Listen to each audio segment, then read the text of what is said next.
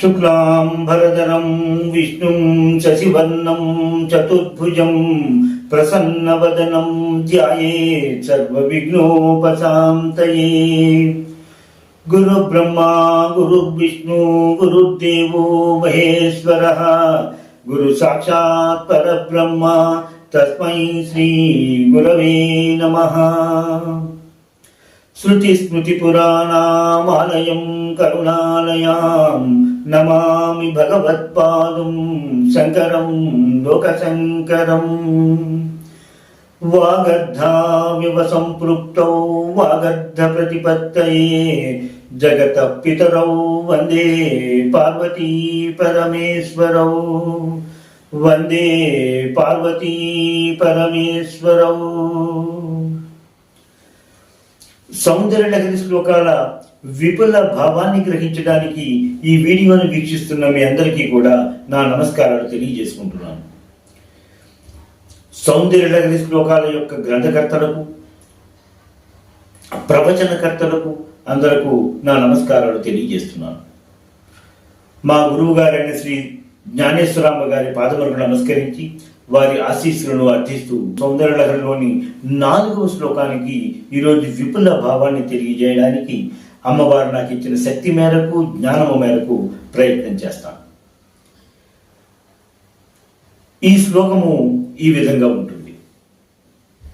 తదన్యపాణిభ్యామభయవరదో దైవతగణః త్వమేకా నైవాసి ప్రకటితవరాభీత్యభినయా భయాత్రాతుం దాతుం ఫలమపి చ వాంఛా సమధికం శరణ్యే లోకానాం తవ హి చరణావేవ నిపుణౌ.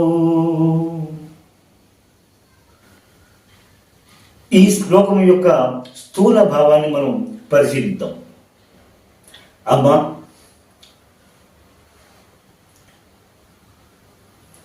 దేవతాగణములన్నీ కూడా వరద హస్తము, అభయహస్తములను ప్రదర్శిస్తూ ఉంటారు. నీవు ఒకటివే, నీవు మాత్రము అలాగా అభయ వరద హస్తములను ప్రకటించటము లేదు, ప్రదర్శించుట లేదు. అయినా సరే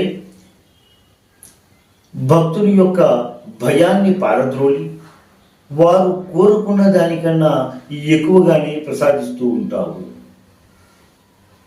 అటువంటి సామర్థ్యము ఉన్న నీ పాదపద్మములను లోకములన్నీ ఆశ్రయిస్తున్నాయి. ఈ శ్లోక భావానికి దగ్గరగా ఉండేటువంటి తెలుగు అనువాద పద్యాన్ని ఒకసారి పరిశీలిద్దాం.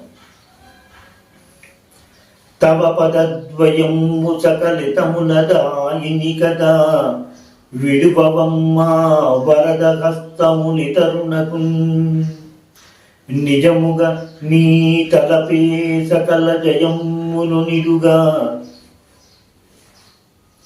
లలిత మమ్ములను బ్రోవంగా. ఈ శ్లోకం యొక్క విపుల భావాన్ని మనం పరిశీలించడానికి, తెలుసుకోవడానికి ప్రయత్నం చేద్దాం.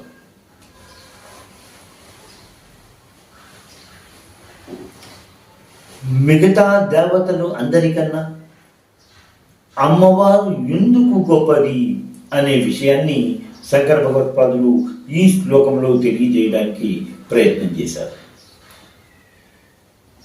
అధస్త్వమారాధ్య హరిహర విరించాది విరపి అని తన మొదటి శ్లోకంలోనే చెప్పింది. ఆ పాదాన్ని ఇక్కడ తీసుకుంటూ దానికి అమ్మవారికి ఎందుకు కారణము, అటువంటి అమ్మవారిని ఎందుకు సకల దేవతలు, సకల దేవతాగణము, మిగిలిన దేవతలందరూ కూడా ఎందుకు అమ్మవారిని ఆరాధిస్తున్నారు, ఎందుకు శరణు కోరుకుంటున్నారు అనే విషయాన్ని ఈ శ్లోకంలో తెలియజేసినట్టుగా కనిపిస్తూ ఉంటుంది.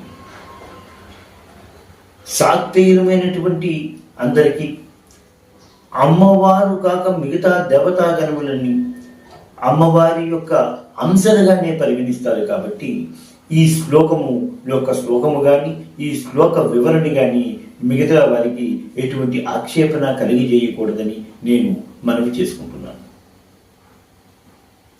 ఈ శ్లోకంలో మొదటి పాదము తదన్యపానిభ్యామభయవరదో దైవతగణః.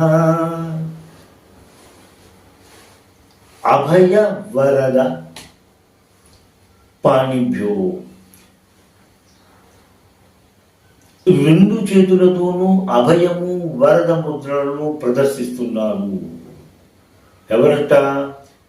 తదన్య దైవతగణః, నీవు కాకుండా మిగతా దేవతా గణములన్నీ కూడా అభయ వరద ముద్రలను ప్రదర్శిస్తున్నారు అన్నారు. రెండవ పాదంలో త్వమేకా నైవాసి, త్వం ఏక, నీవు ఒక్కర్తివి, నహ ఇవ అసి, నైవాసి అన్నారు. అంటే నీవు మాత్రము ఆ విధముగా చేయటము లేదు, ఆ విధముగా ప్రదర్శన చేయటము లేదు. మిగతా దేవతలందరూ కూడా అభయ వరద ముద్రలను ప్రదర్శిస్తున్నారు, నీవు మాత్రము ఆ అభయ వరద ముద్రలను ప్రదర్శించటము లేదు. అంతేకాకుండా నీవు ఒక్కర్తవి అభయ వరద ముద్రలను ప్రదర్శించటం లేదు అని తెలియజేశారు శంకర భగవత్పాదులు తన ఈ శ్లోకంలోని మొదటి రెండు పాదాలలో కూడా. ఇంకా మూడో పాదం వచ్చేటప్పటికి భయాత్రాతుం, భయములను పారద్రోడుతున్నావు. దాతుం వాంఛా సమధికం, దాతుం అంటే నువ్వు ప్రసాదిస్తున్నావు. ఏంటి ప్రసాదిస్తున్నారట? వాంఛా సమధికం, మమ్మల్ని కోరుకున్నది, వాంఛలు కోరికలు ఏవైనా ఉంటే ఆ కోరుకున్న దానికన్నా అధికం, ఎక్కువగానే నీవు ప్రసాదిస్తూ ఉన్నావు. శరణ్యే లోకానాం తవకి చరణావేవ నిపుణౌ, చరణౌ ఏవ తవకి చరణావేవ అంటే తవ, నీ యొక్క, చరణౌ ఏవ, ఆ చరణములు ఏవైతే ఉన్నాయో నీ యొక్క ఆ అటువంటి చరణములను, అటువంటి చరణములు ఎటువంటి చరణములట?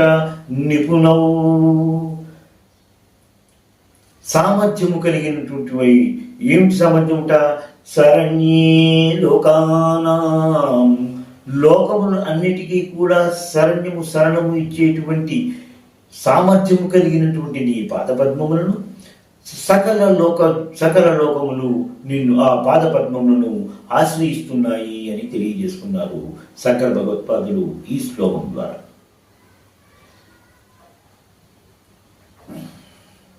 ఈ శ్లోకంలో శంకర భగవత్పాదులు తెలియజేసేది అమ్మవారు 4 హస్తములలోనూ అభయ వరద ముద్రను మాత్రము 2 హస్తాలలోనూ ప్రదర్శించటము లేదు. పాశము, అంకుశము, బాణము, చాపము మొదలైనవి ధరిస్తారే కానీ అభయ వరద ముద్రలను అయితే ప్రదర్శించటం లేదు అని తెలియజేస్తూ, అమ్మవారి పాద పద్మములకి వరద, అభయము, వరములు ఇచ్చేటువంటి శక్తి ఉన్నప్పుడు ఇంకా అభయ వరద ముద్రలను ప్రదర్శించవలసిన అవసరము లేదు కదా అని తెలియజేశారు. ఇక్కడ మనము ఆరాధిస్తున్నది, మనము ప్రార్థిస్తున్నది జగదమ్మని, జగత్తుకి అమ్మ. అమ్మ అనేటువంటి పదము చాలు రక్షణ అనే దానికి ఒక అర్థముగా కనిపిస్తూ ఉంటుంది. ఈ లోకములో అమ్మ ఒడిని మించినటువంటి రక్షణ, అమ్మవారిని రక్షించిన సురక్షితమైన ప్రదేశము పిల్లలకి ఇంకోటి ఉండనే ఉండదు. మనము దీన్ని కొంచెం విశదీకరంగా మాట్లాడుకోవాలనుకుంటే, ఒక చిన్న పావాడు 4-5 ఏళ్ళ పిల్లాడు అక్కడ ఆడుకుంటున్నాడు అనుకుందాం దూరంగా. అమ్మ ఇక్కడ కూర్చుని ఏదో పని చేసుకుంటున్నది. ఈ లోపల ఆ పిల్లాడికి పిల్లో, కుక్క లేకపోతే ఏదైనా హార్న్లో వినిపిస్తూ ఉంటే భయపడే సంఘటన కానీ జరిగితే అతను పరిగెత్తుకుంటూ అమ్మ దగ్గరికి వస్తాడు. అమ్మ ఎప్పుడు కూడా అతనికి చెప్పనే లేదు, నాన్న నీకేమైనా భయం వస్తే నా దగ్గరికి పరిగెత్తుకునిరా అని. కానీ అమ్మ అతనికి పైన చూపించినటువంటి కరుణ, వాత్సల్యము, శ్రద్ధ అనేటువంటివి చూసిన వాడే ఆ చిన్నపిల్లాడు అమ్మ నన్ను రక్షించగలదు అనేటువంటి ఆశ అనేటువంటి భావనతో అతను ఉండిపోతూనే ఉంటాడు. అమ్మ ఎప్పుడు కూడా తన పిల్లలకి అభయము, వరదము అనేటువంటి, నేను నీకు ఏదైనా చెయ్యగలను అనేటువంటి విషయాలని తల్లి చెప్పనే చెప్పదు. నిజం చెప్పాలంటే ఆ తల్లికి అక్కడ కుక్క, పిల్లో కాకుండా ఏ సింహమో, పులో కనబడిందంటే ఆవిడ కూడా పిల్లాన్ని ఎత్తుకుని గబగబా ఇంట్లోకి లోపలికి వచ్చి తలుపు గడిగి పెట్టుకుంటుందేమో. కొన్ని విషయాలలో ఆవిడ కూడా అసక్తురాలవుతుంది. ఈవిడ మన లోకంలో ఉండేటువంటి తల్లి. కానీ మనం ఇప్పుడు ఆరాధిస్తున్నది లోకమాతని, జగజ్జననిని, జగదంబని. కాబట్టి ఆవిడికి అసక్తమైనటువంటి పనులు ఎటువంటివి లేనేలేవు. ఆ ధైర్యముతోని అమ్మవారిని సకల లోకములు కూడా ఆశ్రయిస్తున్నాయి అని చెప్పారు. అందుకనిసని అమ్మకి, జగదంబకు, మీరు నన్ను ఆశ్రయించండి, నేను మీకు కోరుకున్నవి ఇస్తాను అనే విషయం ప్రదర్శనగాను, అభయవరద ముద్రను ప్రదర్శించవలసిన అవసరమే లేదు అన్నారు. ఈ శ్లోకం యొక్క మిగతా విపుల భావాన్ని నేను నా తర్వాత వీడియోలో తెలియజేస్తాను. స్వస్తి. ఎంతో అధ్యయనం చేసి ఈ సౌందర్యలహరి వీడియోలను మీకు అందిస్తున్న మమ్మల్ని మీరు అందరూ ఆదరిస్తారని మేము ఆశిస్తున్నాము.